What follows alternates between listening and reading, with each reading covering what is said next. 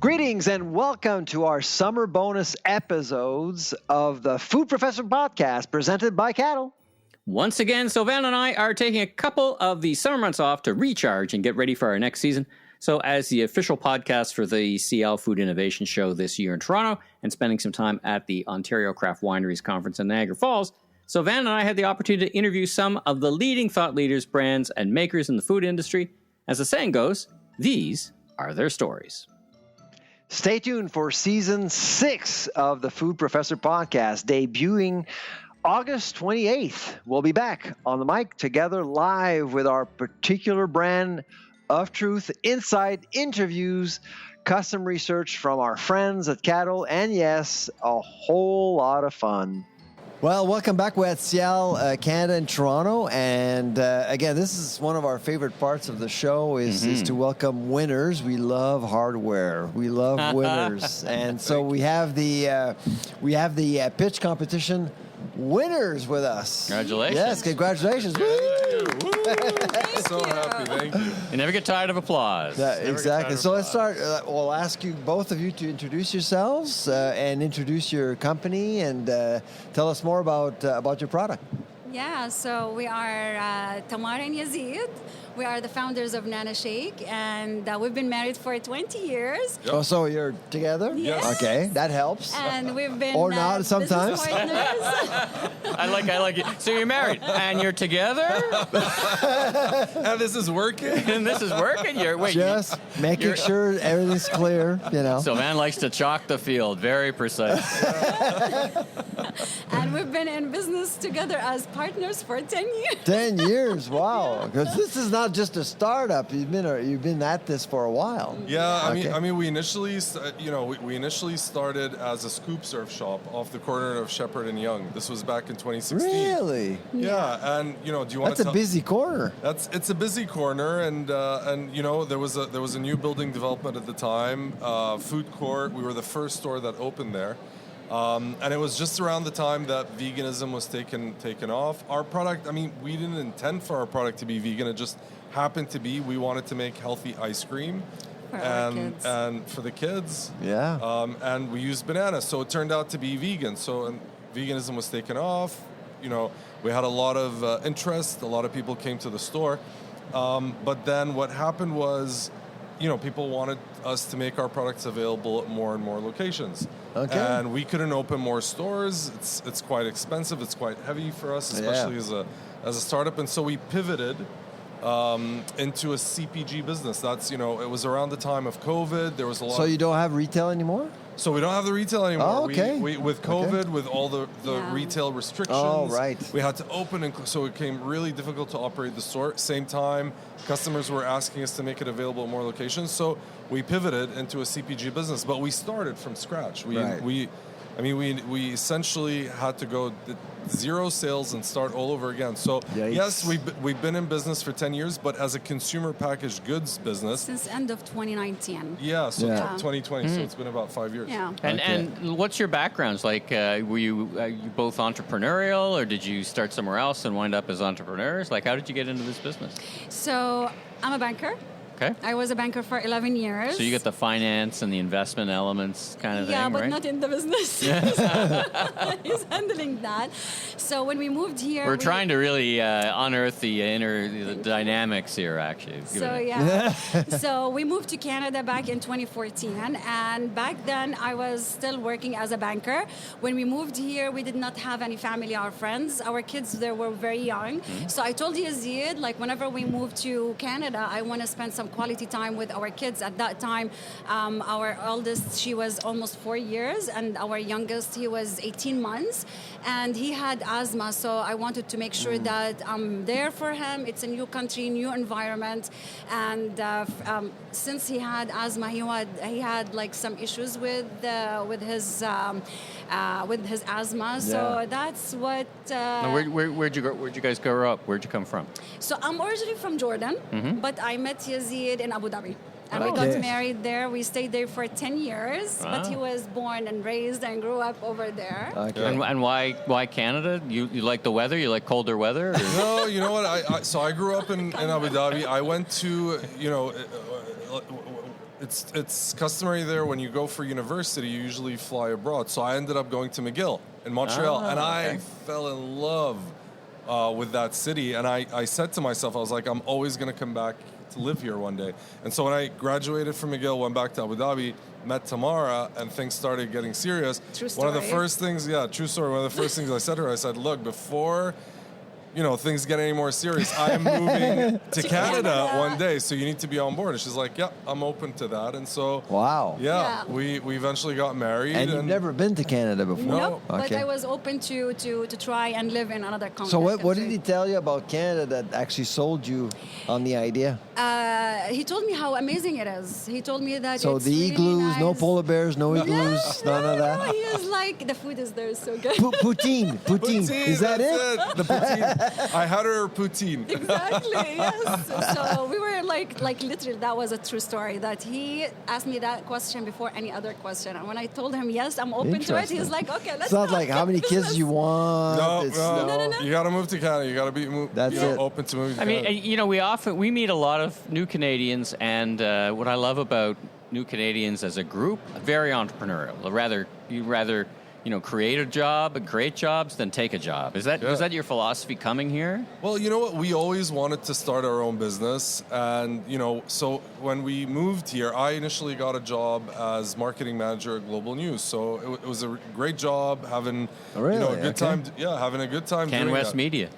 Was it Can West? No, it was Shaw. It was Shaw. Yeah, I was there at the Can West day, so it was Shaw by that time. Yeah, it was owned by Shaw, and so, but then you want to tell them about our son's asthma, and we wanted to give him ice cream. So I was when you talked about asthma, I thought, okay, maybe that's the inspiration that got you to that. Now we have ice cream here. Are we allowed to try it? Absolutely. Oh my God. We got ice cream. Oh my God. Just make sure. I didn't even dare to ask, but hey. Just make sure. Nut allergies? No nut allergies. Fantastic. Okay, Perfect. great. No nut allergies. So as I mentioned to you, when we moved, like when my son was born, he had severe asthma. So and moving to a different environment, it was a little bit challenge for him. So every now and then we used to go to the hospital. This is your 18-month old. Yes, yeah. So and every now and then we used to go to sick kids hospital, and we stayed there for like few nights on the oxygen, monitoring his oxygen level. It must have been nerve-wracking. It was like really nervous period. Yeah. And then out of like every time we leave the hospital, as a kid, he wants treats. Of course. For kids, like the first thing he wants either ice cream or a donut. So ice cream, it wasn't any option because back then, 10 years ago, did not have any conventional dairy product, non-dairy. So the only thing it was like, it was very rare. Exactly. Yeah. And it wasn't any option for us. And with the donut, it's ice cream, so it is the sugar. So I always say no. So I started looking, okay, what about the non-dairy alternative? It wasn't any healthier option for us. Mainly because of the sugar, it's the first or second ingredients. The refined sugar for people with asthma, it's an issue because it increases the mucus in the chest. So the oxygen. The sugar. Yes. Okay. Refined sugar, it increases the mucus in the chest, so the oxygen level it goes high. Right. So they can't breathe properly. So we want to give him treats. Simple. So I started like Yazeed. He looked at me and he is like, "Why?" So you made it yourself? Yeah, of course. Wow. Yeah. And listen, I've just taken a bite. This is delicious. Smooth, creamy. Try it. You couldn't wait. I have self-discipline, No, I have none. But because I wanted to ask them what's in there. So what am I eating here? So it's mainly bananas and cashew milk, and we make everything in house. There is peanut butter in that, and we just launched the Protein Plus banana bread with 7 grams of protein, and it's infused with peanuts. Wow! Try it. It's really different. Okay. Try it. Yeah. Let's try it. Let's try it. This is great. This is great for. Great for the radio, but Sylvain right now I'll describe it. Sylvain's now trying some of the... we looked at all the ice cream varieties that were available. Dairy wasn't an option. Non-dairy wasn't any better. And so we were like, why don't you try making some at home? And she's a very gifted cook. This is working for me. Hey? Oh, yeah. There you go. Yeah, I don't have asthma, and it's working for me. Amazing. Glad to hear that. So she's... But it's very... it's creamy, right? It's creamy. That So this was it took us many years and many iterations because no dairy and creamy. Yeah. Smoothie on a stick, right? Smoothie on a stick. Right on the packaging. Smoothie on a stick. Smoothie on a stick. So yeah, and then Yazeed Without being cloying, sometimes I have these products more commercially available. I can taste the peanut butter. Yeah, right. I'm a big fan of peanut butter. Yeah, so are we. So are we. So are we. And then is this your best seller? It's one of them. The chocolate peanut butter is also that's our top seller, and this comes in second. Yeah. For chocolate peanut butter, I can see that. Yeah. Absolutely. It's a very popular flavor. And what's in there? It's the same. It's always a base of bananas. We make our own cashew milk. And then it's always cashew milk? It's always, bananas. Fresh your own cashews, eh? Yep. Yes. We make our own cashew milk. And then depending on the flavor, we'll just add, natural plant-based ingredients. So with the chocolate, we add cocoa powder, we add peanuts. With the strawberry, we add strawberries, mangoes, etc. And we have a special flavor, which is rosewater pistachio as well. Wow. Yeah. This week's episode is sponsored by Cattle, now celebrating 10 years as Canada's voice of the consumer. Cattle empowers Canada's top brands and retailers with unparalleled access to first-party panel data and receipt-based insights. Cattle offers unmatched speed and scale with a budget that doesn't break the bank. They deliver the insights businesses need to outsmart the market and their competition. To learn more, visit cattle.ca or reach out to insights@cattle and mention the Food Professor in order to get your free rapid response survey. That's cattle.ca, CADDLE.ca. And really what sets, Nanapops apart from everything else is there's a lot of products out there. And while there's a lot of ice creams, plant-based, dairy, they use different bases in their products, they all share one thing in common. Ice cream has to be sweet. And if you use if you use a base that doesn't have sugars in it, whether it's milk, cocoa, coconut, oat, whatever it may be, you have to add a lot of sugars to make it sweet. So we were like, let's start out with a base that has a lot of sugars in it, natural sugars, bananas. Yeah. Because our base has a lot of natural occurring sugars, we don't have to add a lot of sugars to it, and that's really what sets us apart. It's an ice cream alternative that is mainly and naturally sweetened with a whole food source, bananas. We're very proud to be using upcycled bananas. That's very important to us. We want to make sure our products are sustainable. And we tackle one of the United Nations Sustainable Development Goals of responsible consumption and production with upcycled bananas, which is the main ingredient in our products. This is amazing. Let's talk about the show. So, you won the pitch competition. Yes. Fantastic. Congratulations again. Yep. Thank you. Who have you been talking to at the show? How's the show been for you after that? I want to know what happened at the competition. I want to know if I can have a second popsicle. Yeah, go for it. I mean, so you eat, I talk. Yes. But I want to know. So, what made you win? Do you think is it the product, the pitch, and how did you pitch this? What happened? I mean, we practiced. Did you actually? Did you sing? Did you juggle? No. We just. I mean, look. Because I met one of your competitors, right? And they did karaoke. They did karaoke, and it was really right. And you know what? We had to go on right after them. And Tamara and I looked at each other. We're like, that's going to be a tough act to follow up on. So we went right after them. Look. So what did you say? I think it's our passion. First of all, this business started from. A did need for us. Did you talk about your son? Exactly. Yeah, you did. Yes. Very personal. 100%. We started out. We always start. So this business started out of a need to provide our son with ice cream. It's a great story. Yeah. He can indulge every day. Yes. And so it's very dear to our hearts. Also, your son is 12 now? He's 12. Yeah. So is he aware that? Oh yeah, and he eats it every day, and he promotes it, and whenever he goes. So when are you going to name a product in his honor? Well, the monkey. Actually, our monkey, which is the mascot, like that little hair sticking out. Our son always had that, so our mascot is inspired by our son. And he knows that. Yes, he knows that. Yes. And he's flattered by a monkey. Oh, yeah, he loves it. He thinks it's great. You know what? Our son has, because Tamara was telling you, we immigrated to Canada in 2014. We didn't have any family when we started this business. Lots of farmers markets, lots of shows, lots of demos, and we didn't have any family, so our kids actually grew up in the business. Our son can pitch this product as well as Tamara and I can. Really? He's been in so many, situations. Our daughter, actually, she was at one of the trade shows we're in.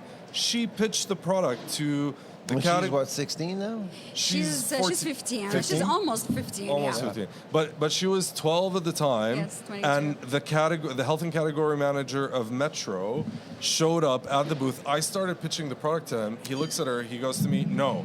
He goes, I want her to pitch it to me. Oh. She's 12 years old. She walks up, pitches it to him, blows him away. A year later, she gets us listed at 114 Metro stores in Ontario. What a story. Our What daughter, a story. true story. And, 12 years old. 12 years old.